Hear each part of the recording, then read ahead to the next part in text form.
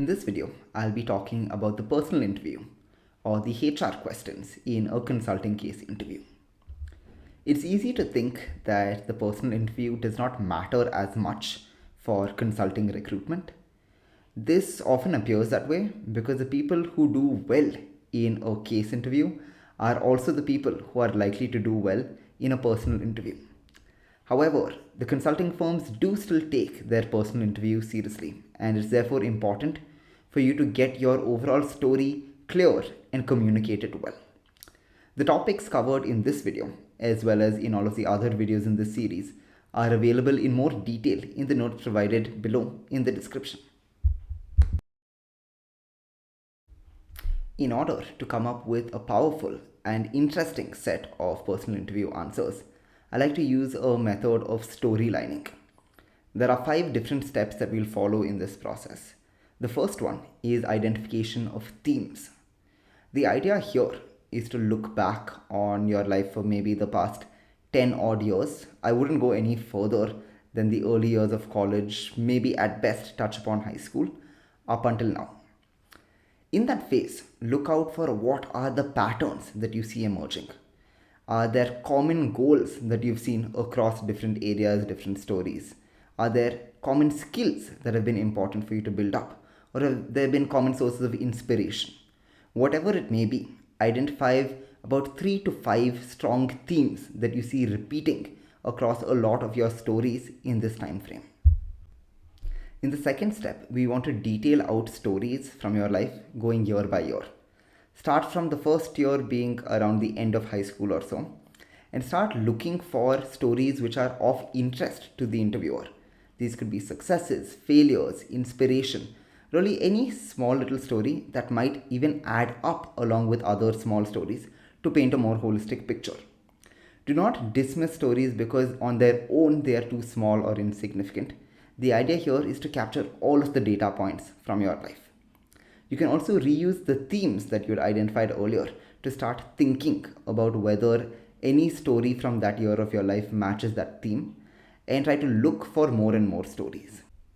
Once you have a detailed version of all of these stories from a large enough time frame, start looking for strengths and weaknesses that you see clearly emerging amongst all of these details.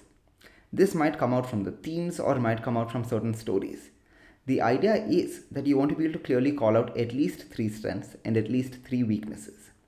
For your strengths, you should be able to substantiate it with a couple of instances where you've shown the strength, where it has actually helped you in whatever you were looking to achieve. Similarly, for weaknesses, you should be able to call out why this is a problem area, where it really inhibited your success. For both of these, you should be able to also present a plan of action. How are you building on your strengths? How are you leveraging it for your future? And how are you going to try and overcome your weaknesses? How are you going to ensure that this does not inhibit you in the future? In the fourth step, we look at the details once again and look for trends. This time, more future-looking trends. Looking at the different stories that you have, the themes that you've called out, the strengths that you have, where do you see yourself going in 5 years, in 10 years? Is there a natural story that comes out from your details? Or do you have to really force fit something? If so, do also keep a plan in mind in terms of how you're going to shift from the direction that you seem to be going in towards the one that you do want to go in. Now, this could also be a very useful exercise to just indulge in for your own personal benefit. But do make sure that you get at least a short-term goal for maybe about 5 years down the line, a more long-term goal in the range of 10, 15, or even 20 years down the line if you can. And definitely come up with an overall purpose. The difference between the purpose and the goal is that a goal is more specific in terms of what you want to get done, what you want to achieve.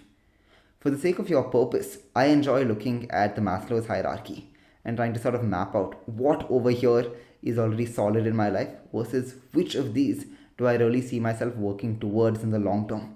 Which of these things is going to give me real happiness, and what do I really look to while I'm thinking about what all goals should I put along the way.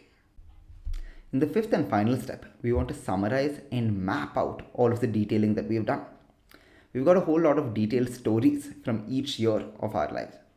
What we now want to do is actually make sure that each of these stories, or at least the top few stories, are mapped to questions where this would be of interest. Some of these questions would be answered by a combination of a few of these stories.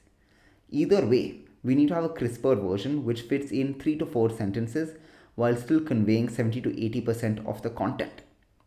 Similarly, even for the strengths and weaknesses, the goals, the purpose, we need to have a crisp version which also uses all of the words which we think really resonate with what makes sense and best depicts our character. That is comprehensively how you can go about preparing your stories and keeping a nice version available for your personal interview. The topic covered in this video, as well as in all of the other videos, is available in more detail in the notes provided below in the description. If this video or other videos in the series seem relevant and useful to you, do remember to like, share, and subscribe.